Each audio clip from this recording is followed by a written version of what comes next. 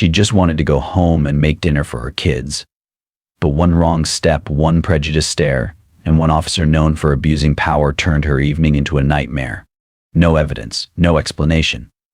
Then came the kick everyone on that street would remember. But this time it didn't stay hidden. Every eye saw it. Every phone recorded it. Before we jump into what happened next, comment where you're watching from. And please subscribe and share this video because your voice helps bring truth to light.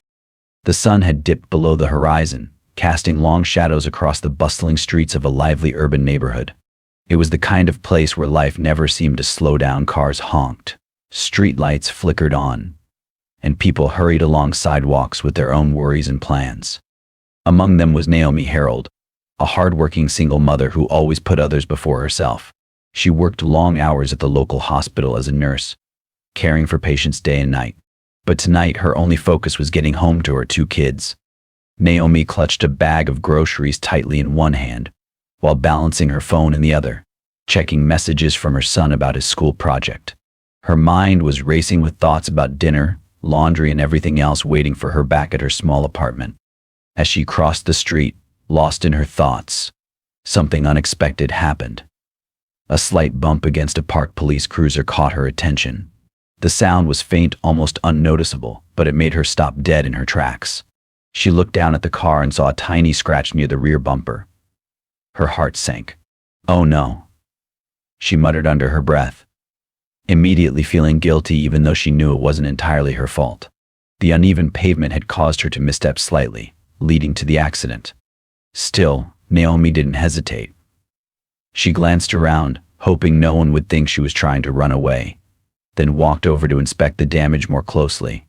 Just as she leaned down to get a better look, the driver's door of the police car swung open. Out stepped Officer Scott Turner, a man whose reputation preceded him. He was tall, broad-shouldered, and carried himself with an air of authority that often came off as arrogance. Turner had been patrolling this neighborhood for years, and while some praised his dedication to keeping the streets safe, many residents whispered about his short temper and questionable behavior. People avoided crossing paths with him whenever possible. Turner glared at Naomi, his eyes narrowing as he took in the scene. "What do you think you're doing?" he barked, his voice sharp enough to make her flinch. Naomi straightened up quickly, holding up her hands in apology. "I'm so sorry," she said earnestly, her voice calm despite the knot forming in her stomach. "I didn't mean to hit your car. It was an accident. I'll pay for the repair if there's any damage." But Turner wasn't interested in hearing apologies or solutions. His jaw tightened, and his gaze swept over her dismissively. "You people are always causing trouble," he muttered under his breath, just loud enough for her to hear. Naomi froze, unsure whether she'd heard him correctly. Did he really just say that? Before she could respond, his tone grew louder and angrier. "Do you even know how much these cars cost? Or do you not care because you think someone else will clean up your mess?" Naomi blinked, taken aback by his sudden hostility.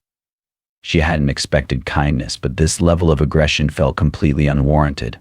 Trying to stay composed, she spoke softly but firmly. "Sir, I already apologized. There's no need to be rude. I'll take responsibility for what happened."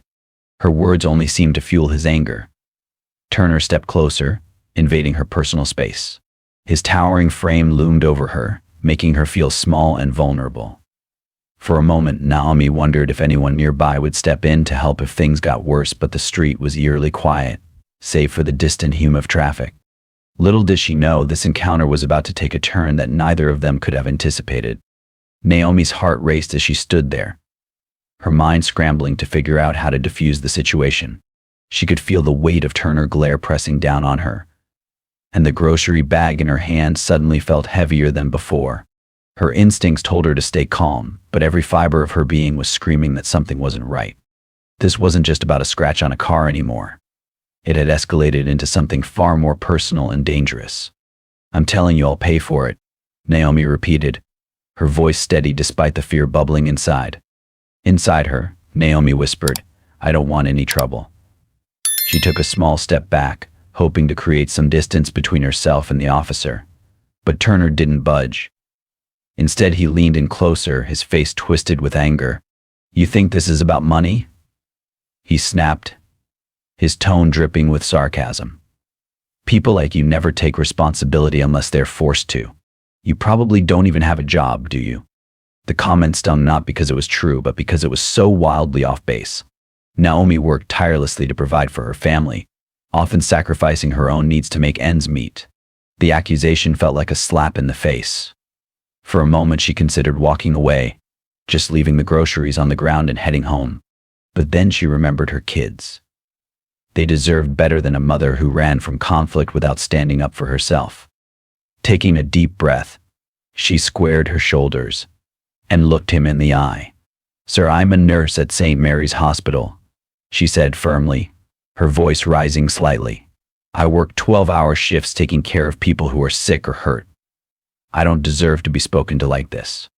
Her words seemed to enrage him further. Turner clenched his fists, his knuckles turning white as he glared at her. "Don't talk back to me," he growled, pointing a finger inches from her face. "You don't get to tell me what you deserve." Before Naomi could respond, things spiraled out of control. Without warning, Turner grabbed her arm roughly, yanking her toward him. The grocery bag slipped from her grasp, spilling its contents onto the pavement. Apples rolled across the street. A carton of eggs cracked open. A loaf of bread lay flattened under the weight of the chaos. Naomi gasped, struggling to pull away, but his grip was ironclad. "Let go of me," she shouted, panic creeping into her voice. "You're hurting me." But Turner didn't listen. With a sudden burst of force, he shoved her backward, sending her stumbling onto the hard asphalt. Pain shot through her elbows and knees as she hit the ground. For a moment, all she could do was stare up at him in disbelief. How could this be happening? She hadn't done anything wrong. She'd apologized, offered to fix the problem, and tried to stay respectful throughout. Yet here she was lying on the cold pavement while a man sworn to protect and serve towered over her like a predator. And then came the final blow. As Naomi struggled to sit up, clutching her side, Turner raised his foot and kicked her hard in the ribs. The impact knocked the wind out of her, leaving her gasping for air. Tears welled up in her eyes, not just from the physical pain, but from the sheer injustice of it all. She curled into a ball, trying to shield herself as voices around her began to rise. "What are you doing?" "Stop that," someone yelled from across the street. "Are you serious right now?" Another voice chimed in, louder this time. Turner froze mid-motion, finally realizing that they weren't alone. A small crowd had begun to gather, neighbors peering out of windows, passers-by stopping in their tracks, and one young man filming the entire scene on his phone. For a split second, guilt flickered across Turner's face, but it was quickly replaced by defiance. He straightened up, brushing off his uniform as if nothing had happened, and glanced around at the growing audience. "This doesn't concern any of you," he barked, his voice laced with authority. "Mind your own business." But it was too late. The damage was done, and the witnesses weren't going anywhere. One elderly woman stepped forward, shaking her head in disgust. "We saw everything," she said firmly. "And trust me, this isn't over." As the tension mounted, Naomi slowly pushed herself to her feet, wincing with every movement. Her body ached and her pride was bruised, but she refused to let Turner see her cry. She locked eyes with him, her expression a mix of pain and determination. Little did either of them know karma was about to step in, and it wouldn't wait long to deliver its verdict. As Naomi struggled to her feet, the scene around her transformed into something out of a movie. The small group of onlookers had grown into a crowd, their faces a mix of shock, anger, and disbelief. Some people stood frozen, unable to process what they'd just witnessed. Some bystanders stood frozen, while others whispered furiously among themselves. Among them was Andre, a young man in his early 20s who lived just a few blocks away. He had been walking home from his part-time job at the corner store when he noticed the commotion. Andrew wasn't the type to get involved in conflicts. He preferred to stay under the radar. But something about this moment felt different. It wasn't just that an officer had crossed a line, it was the raw injustice of it all. He pulled out his phone, hit record, and started a live stream. Within moments, hundreds were watching. Comments flooded in. "Is this real? Help her. That cop needs to be fired." Across the street, Mrs. Jenkins, an elderly woman known in the neighborhood, stepped off her porch. With her cane in one hand and fire in her voice, she asked Naomi gently, "Are you okay?" Then, turning to Turner, she said sharply, "I've seen cruelty in my time, but this isn't policing. It's abuse." Turner snapped back, "Mom, this is police business." "No," She fired back, "This is brutality. You shouldn't wear that badge." Others joined in. A teen gave Naomi a tissue. A man picked up her groceries. The crowd stood united.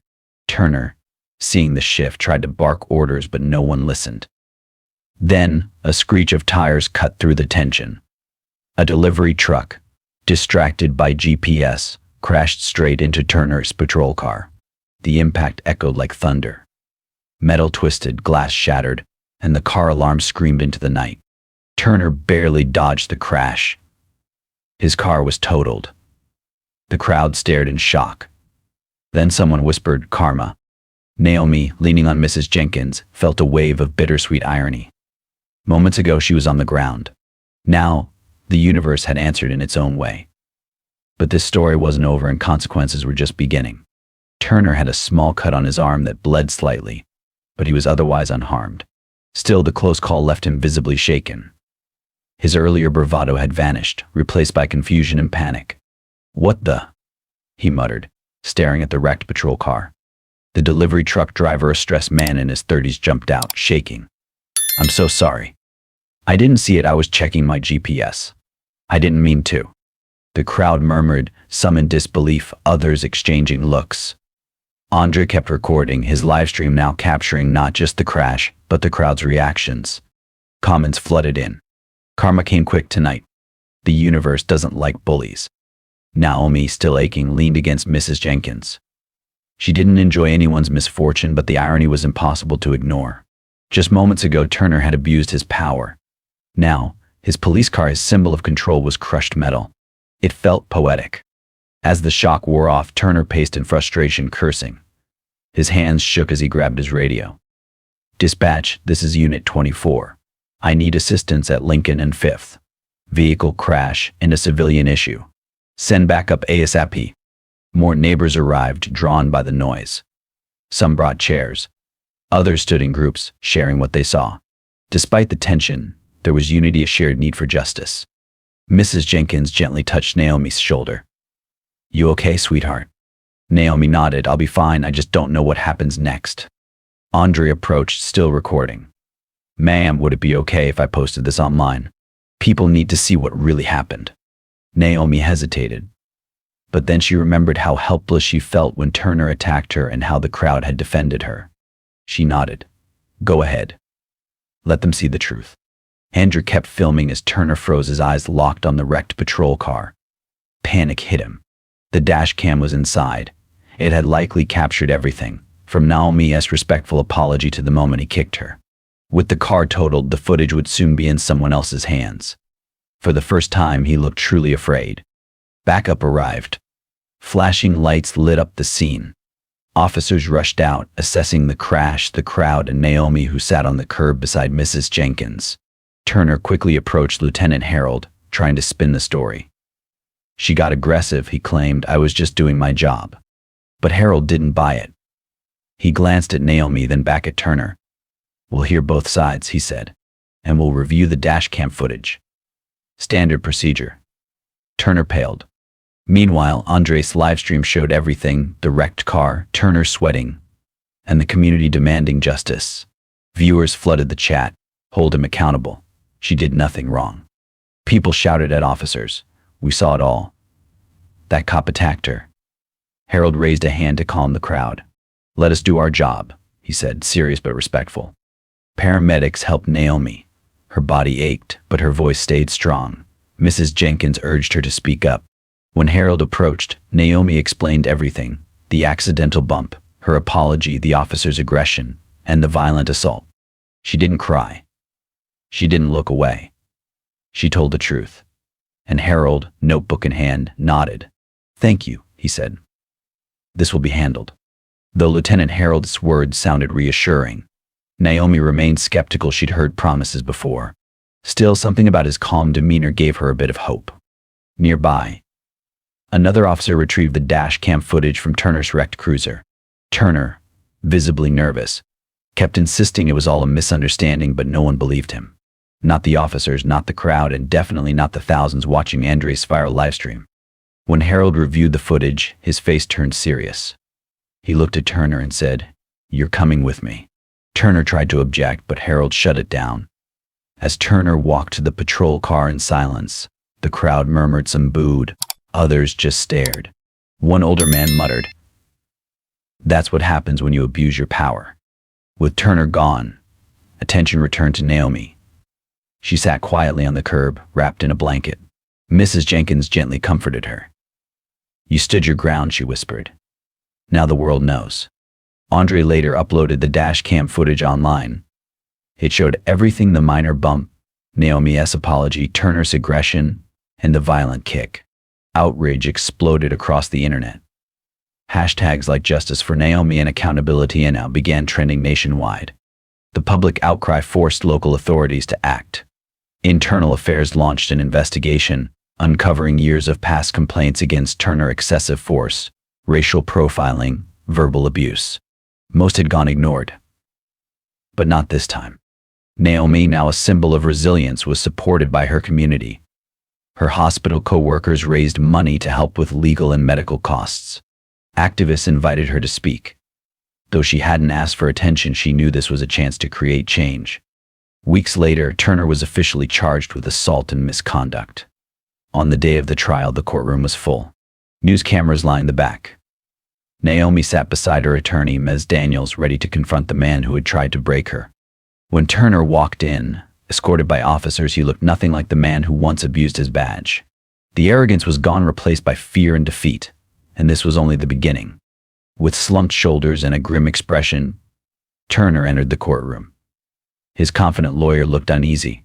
The prosecution opened with the damning dashcam footage. Gasps filled the room, especially when the video showed Turner kicking Naomi on the ground. Some jurors winced. One woman wiped tears from her eyes. Naomi then took the stand. Her hands trembled, but her voice was strong. She described the fear and pain of that night, the humiliation of being attacked, and the strength it took to stand up, not for revenge, but for justice. "No one should feel powerless," she said. Witnesses like Andre and Mrs. Jenkins backed her story. Internal Affairs also revealed a long history of complaints against Turner, many previously ignored. His defense claimed he acted under stress, but the evidence was overwhelming. Even the judge seemed unconvinced. After days of deliberation, the jury returned with a clear verdict: guilty on all counts. Naomi wept with relief as supporters hugged her. Outside, the crowd cheered. Turner was sentenced to prison and ordered to attend counseling. Some wished for a harsher sentence, but many saw it as a step toward change. Naomi addressed the press with calm strength. "This isn't just about me," she said. "It's about everyone who's ever been made to feel small. We deserve better, and we won't stop fighting." In the following weeks, Naomi began healing physically and emotionally. She no longer saw herself just as a nurse or mother, but as a voice for justice. Her community rallied too, inspired by her courage. Protests, meetings, and workshops began, aimed at rebuilding trust and demanding reform. Naomi's story had sparked something bigger, and it was just the beginning. In the months that followed, Naomi's story sparked real change. She spoke at events, sharing her experience and inspiring others to speak up. A mentorship program was launched by Andre and Mrs. Jenkins, helping teens build leadership and confidence. Naomi joined as a mentor, teaching health and hope. The police department introduced reforms: bias training, stricter oversight, and community outreach. While change was slow, hope grew. One evening, Naomi sat on her porch watching her kids play when Andre messaged her. The city had just announced a new community center for justice and healing named in her honor. Tears filled her eyes. Her fight had become something bigger. A symbol. A legacy. And for the first time in a long time, she truly believed the world could change. 1 week later, Naomi returned to work at the hospital. The nurses welcomed her with quiet hugs and knowing smiles. Patients she had never met thanked her for her courage. In the break room, a handwritten note on the fridge read, "Thank you for standing up for all of us." A month later, local schools began using her story as part of their ethics and civics curriculum. In classrooms, students debated accountability and justice not from a textbook, but from something real. Naomi was invited to speak at a university panel. She wore the same scarf from the night of the incident, not as a symbol of pain, but of strength. People still stopped her in grocery stores, on sidewalks. Some just nodded. Others said, "You made us proud." The impact was quiet but lasting like ripples on water. And though the headlines had faded, the shift remained in how the community watched, how they spoke up, how they stood together. Naomi didn't set out to change the world, but in standing her ground, she had helped move it forward. This story reminds us of something essential. Injustice can happen to anyone, anywhere, but how we respond to it defines who we are. Whether we're the harmed, the witness, or the one who speaks up, each role matters in defending what is right. The message isn't just about condemning what's wrong, it's about asking ourselves a deeper question. What would I do? Whose side would I be on? Let this story be more than just emotional. Let it serve as a reminder that we always have a choice to stay silent or to speak up, to look away or to act. What do you think about this story? Have you ever witnessed or experienced something like this? Share your thoughts in the comments below. And if you ask me, I believe that if enough people have the courage to face the truth, then this world still has hope to become more just one voice at a time. Note: this story is entirely fictional and created for the purpose of raising awareness. It highlights issues of responsibility, justice, and the importance of treating everyone with respect and dignity. We firmly oppose violence, prejudice, and injustice in all forms. Viewer discretion is advised.